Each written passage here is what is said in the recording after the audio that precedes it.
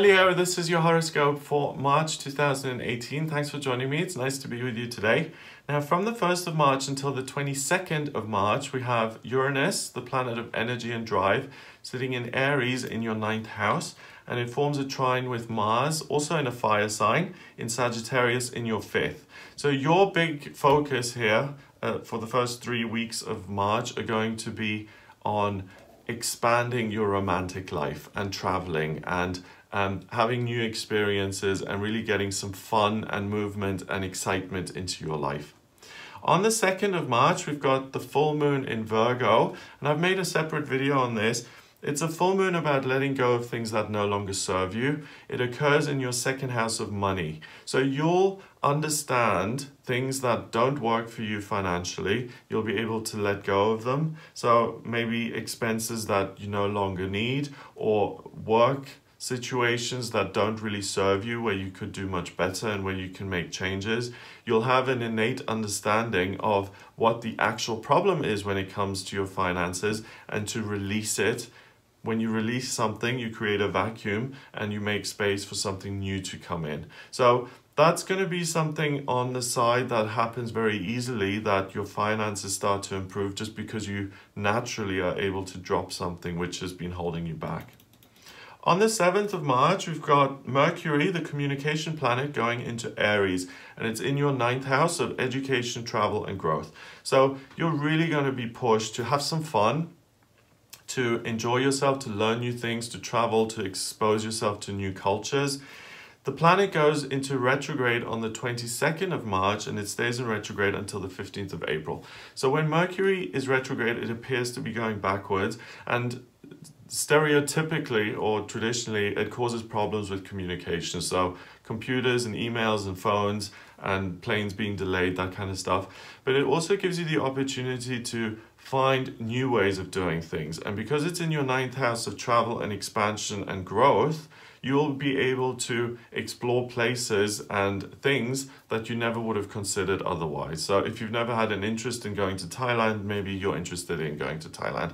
If you've never been interested in taking a course in hypnotherapy, maybe you start to realize that's something that you want to do. So it serves you in terms of opening things up and allowing you to review your interests and then pursuing those.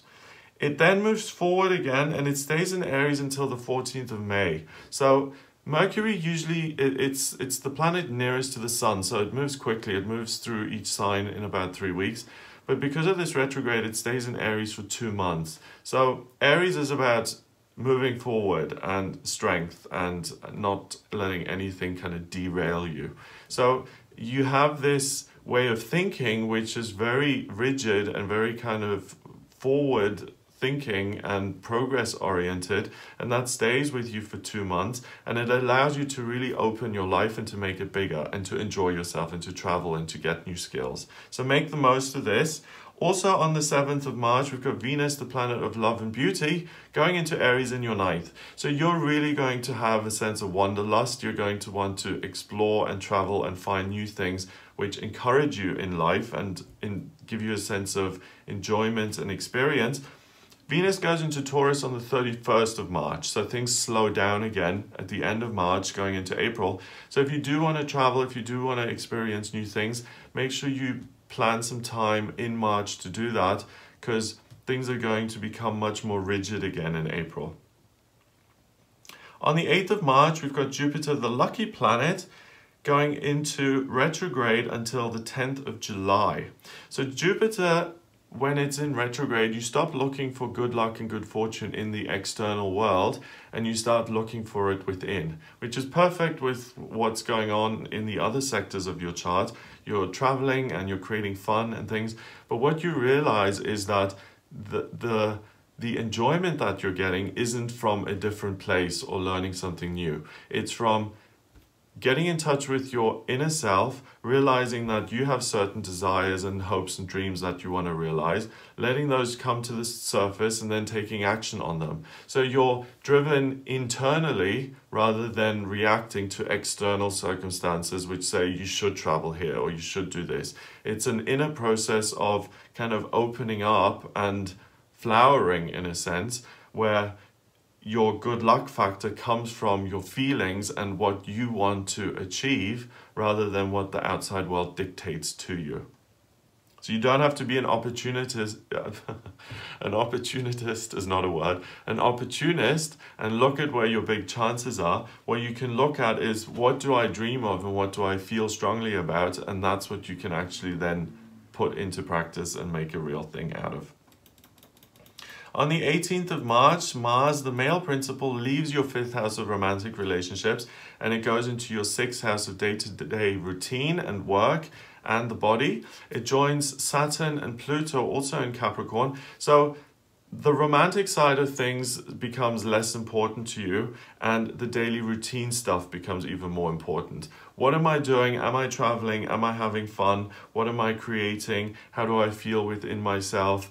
Am I doing something that's for me, or am I just a machine who has to go to work every day and to fulfill other people's needs? So there is an element of being really focused on the self here in March. And that's not a bad thing, because as far as the astrology is concerned, this is kind of coming up to the new year here, and we're asking, what is it that you want to achieve in 2018? What is it that's going to make you happy? And you can actually get those answers and take action on them. Finally, on the 31st of March, we've got the second full moon of the month, and this is a full moon in Libra, which happens in your 3rd house of communication. Now, in January, we had 2 full moons. February, we didn't have any, and here in March, we have another moon that has a blue moon in it, so 2 full moons. And these are really high energy months, which work well for you and your sign, because it's about doing something that you're passionate about and that you care about. The full moon at the end of the month here in Libra in your 3rd house is ideal for making new friendships, traveling, making new connections, also changing your environment up a little bit so that you're more satisfied with it and that there's a greater sense of excitement in the air. So this is a month of really getting things going and making your life bigger and more enjoyable and more about you. If you'd like a private reading with me, please get in touch via my website. It's gregoryscott.com. Click on the readings tab to audio reading. Please remember to subscribe to this YouTube channel, and I'll speak to you next month.